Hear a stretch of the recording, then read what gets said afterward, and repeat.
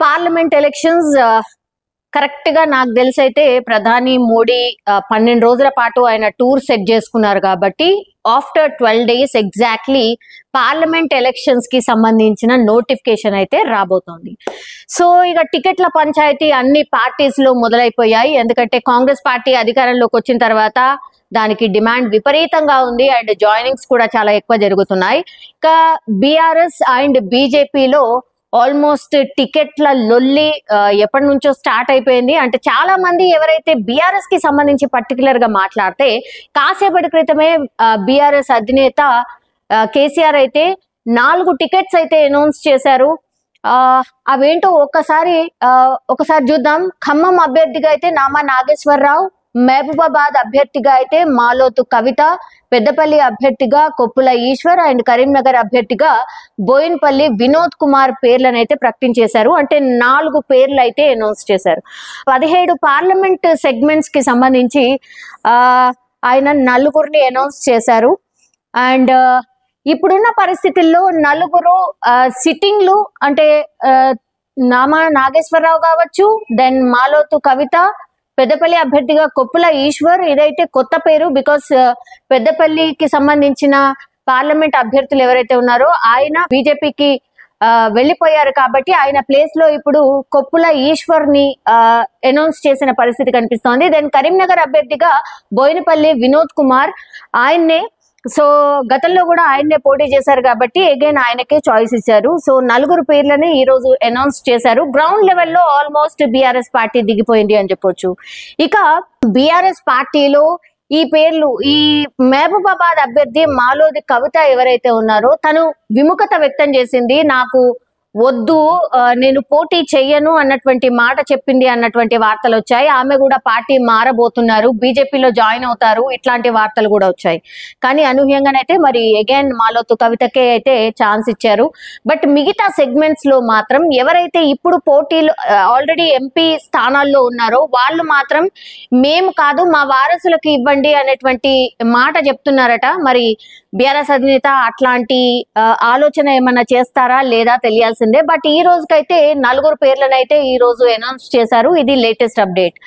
And Karimnagar లో అయితే BRS ఎన్నికల శంఖారావం అక్కడి నుంచే స్టార్ట్ చేయబోతోంది. ఈ మంత్ 12వ తారీఖునే భారీ బహిరంగ సభ కూడా ఉండబోతోంది. సో ఆల్మోస్ట్ పార్లమెంట్ ఎలక్షన్ కి సంబంధించిన క్యాంపెయిన్ స్టార్ట్ అయిపోయింది అనుకోవచ్చు. ఇక ఆల్రెడీ నిన్న ఎప్పుడైతే తెలంగాణ భవన్ కి వచ్చారో కేసీఆర్ చాలా మట్టికైతే మళ్ళీ ఒక బూస్టప్ ఇచ్చే ప్రయత్నం చేశారు పార్టీకి.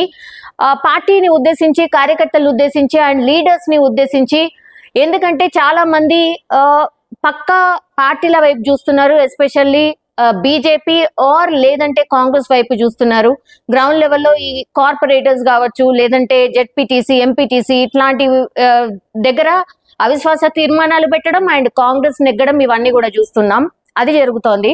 ఇంకోవైపు ఏమో ఇప్పుడు ఎంపీ ఎలక్షన్స్ వచ్చాయి కాబట్టి అగైన్ పార్లమెంట్ లో మోడీ సర్కారే రాబోతోంది అనేది చాలా మట్టుకి సర్వేలు అయితే అవే చెప్తున్నాయి. 370 అబోవ్ సీట్స్ రాబోతున్నాయని చాలా సర్వేస్ అవే చెప్తున్నాయి. మిగతా కూటమిలు పెద్ద ప్రభావం చూపెట్టలేదు అనేది కూడా ఒక వార్త. బట్ బీజేపీ టార్గెట్ 400 సీట్లు. సో కంఫర్టబుల్ గా పార్లమెంట్ లో మేమే గెలవబోతున్నాం, అధికారం మాదే అనేటువంటిది మాట బీజేపీ చెప్తోంది. అట్లాగే సర్వేస్ కూడా అవే చెప్తున్నాయి. అండ్ మనం చూస్తే కూడా ఆల్టర్నేట్ పెద్దగా ఏం కనిపించట్లేదు. అగైన్ బీజేపీ వచ్చే ఛాన్సెస్ అయితే ఎక్కువగా కనిపిస్తున్నాయి. హ్యాట్రిక్ ప్రధానమంత్రి అగైన్ ప్రధాని నరేంద్ర మోడీయే ఉండబోతున్నట్టు అయితే ఇప్పుడు మనకున్నటువంటి ఈ సినారియో ఆర్ ఈ ఎపిసోడ్ ఆర్ ఈ ఎన్నికల హడావిడి చూస్తే మనకైతే అర్థమవుతుంది. సో ఇక్కడే అందుకని పార్లమెంట్ ఎలక్షన్ కి సంబంధించి మనం మాట్లాడితే ఇక్కడ కాంగ్రెస్ వైపు చూస్తున్నట్టు ఎక్కువ అనిపించట్లేదు. బికాస్ బీజేపీ అధికారంలోకి వస్తుంది కాబట్టి అధికారం కేంద్రంలో ఎవరుంటారో ఆ పార్టీ వైపే చూస్తారు కాబట్టి ఆబ్వియస్ గా బీజేపీకి సంబంధించి డిమాండ్ ఎక్కువగా ఉంది. సో ఎవరైనా సరే బీజేపీ టికెట్ ఇస్తే అంటే కాంగ్రెస్ వైపు నుంచి ఆబ్వియస్లీ కాంగ్రెస్ వైపు నుంచి ఎవరు చూడరు. ఉంది ఒకే ఒక ఆప్షన్ ఇక్కడ కనిపిస్తోంది బీఆర్ఎస్. మొన్న అసెంబ్లీ ఎలక్షన్స్ ఓడిపోయిన తర్వాత మాత్రం కొంత డల్ అయిపోవడం ఇదంతా కూడా మనం చూస్తూ ఉన్నాం. బట్ బూస్టప్ కోసం అయితే నిన్న అగైన్ తెలంగాణ భవన్ కి అయితే కేసీఆర్ రావడం, తర్వాత అన్ని సెగ్మెంట్స్ నాయకులతో మీట్ కావడం, రెగ్యులర్ గా నేను టచ్ లో ఉంటాను. ఇక్కడ ఎన్నికల శంఖారావం మనం స్టార్ట్ చేయబోతున్నాం. ఇంకా మనం కథన రంగంలో ఉండాల్సిందే, తెలంగాణ జనానికి మనం అందుబాటులో ఉండాల్సిందే. మన పార్టీ ఎక్కడైతే బ్యాక్ ఎక్కడైతే పడిందో అక్కడి నుంచే మనం కరెక్షన్ చేసుకుంటూ రావాలి. గ్రౌండ్ లెవెల్లో మన కరెక్షన్స్ చాలా ఇంపార్టెంట్ అన్నటువంటి మాట చెప్పారు. కాబట్టి సో ఆ దిశగా పార్టీ అయితే ఒక ప్రయత్నం అయితే చేయబోతోంది అని మనకైతే అర్థమవుతోంది. సో పార్టీకి పూర్వ వైభవం తీసుకురాబోతున్నాం. అగైన్ బస్ యాత్రలు ఉండబోతున్నాయి, రోడ్ షోస్ ఉండబోతున్నాయి.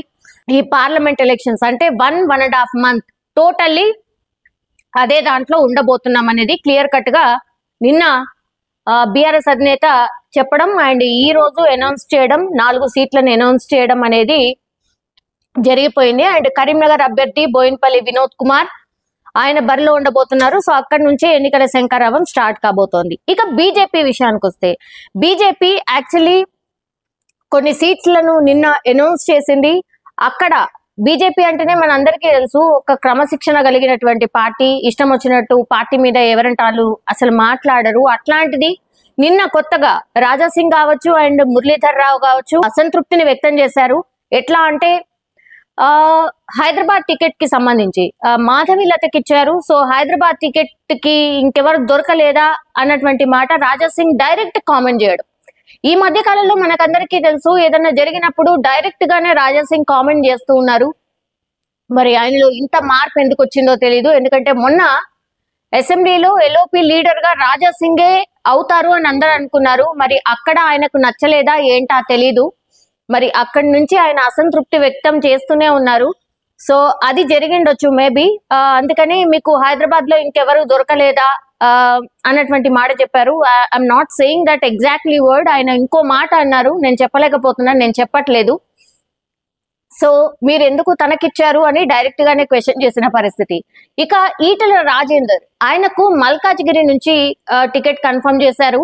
అది మురళీధర్ రావు ఎవరైతే సీనియర్ మోస్ట్ నాయకుడైన ఆయన జాతీయ ప్రధాన కార్యదర్శి మురళీధర్ రావు చాలా గట్టిగానే ఆయన కూడా ప్రయత్నాలు జరుగుతున్నాయి. ఆయన కూడా ప్రయత్నం చేస్తూ ఉన్నారు, గ్రౌండ్ వర్క్ చేసుకున్నారు. సో ఆ సెగ్మెంట్ లో ఆయనను పక్కన పెట్టి ఈటెల రాజేందర్ కి ఇవ్వడం అస్సలు నచ్చలేదు.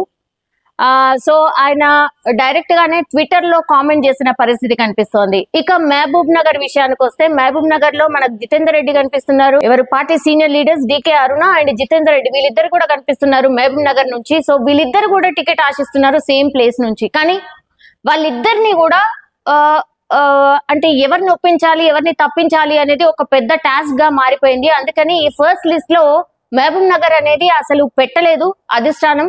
సో మరి భుజగించబోతోందా లేకపోతే వేరే ప్లేస్ కి మార్చుకోమంటుందా, ఇవన్నీ ఏం చేయబోతున్నారో తెలీదు. డికే అరుణ తగ్గే పరిస్థితి ఉండదు, జితేందర్ రెడ్డి కూడా తగ్గే పరిస్థితి ఉండదు. మరి వీళ్ళిద్దరికి టికెట్ ఇవ్వకపోతే మరి ఎవరు పార్టీ మారుతారా, ఉంటారా, మరి వేరే ప్రామిస్ ఇంకేమైనా చేస్తారా అనేది చూడాల్సిందే. ఇక్కడ మహబూబ్ నగర్ లో మనకు కనిపిస్తోంది అది. అండ్ టికెట్ ఇవ్వకుంటే నా దారి నేను చూసుకుంటా అని డైరెక్ట్ ఎంపీ సోయం బాపురావే అనౌన్స్ చేసిన పరిస్థితి కనిపిస్తోంది. ఈ రోజు ఆదిలాబాద్ లో మీటింగ్ లో మాత్రం ఆయన పార్టిసిపేట్ చేశారు. నరేంద్ర మోడీ మీటింగ్ అయింది, ఆయన అక్కడ ఉన్నారు. బట్ కొంతకాలంగా మాత్రం బాబురావు ఎవరైతే ఉన్నారో ఆయన మీద కొంత అసంతృప్తి అండ్ క్యాడర్ కూడా పెద్ద సాటిస్ఫై లేదు అండ్ ఈవెన్ అధిష్టానం కూడా సాటిస్ఫై లేదు అనేటువంటి వార్తలు వస్తున్న నేపథ్యంలో మరి సోయం బాపురావు ఈ పార్టీలోనే ఉంటారా లేకపోతే ఇంకో పార్టీ వైపు చూస్తారా అనేది చూడాల్సిందే. ఇట్లా జపాంగ్స్ అయితే ఒకవైపు నడుస్తోంది, టికెట్ల పంచాయతీ ఇంకో వైపు నడుస్తోంది.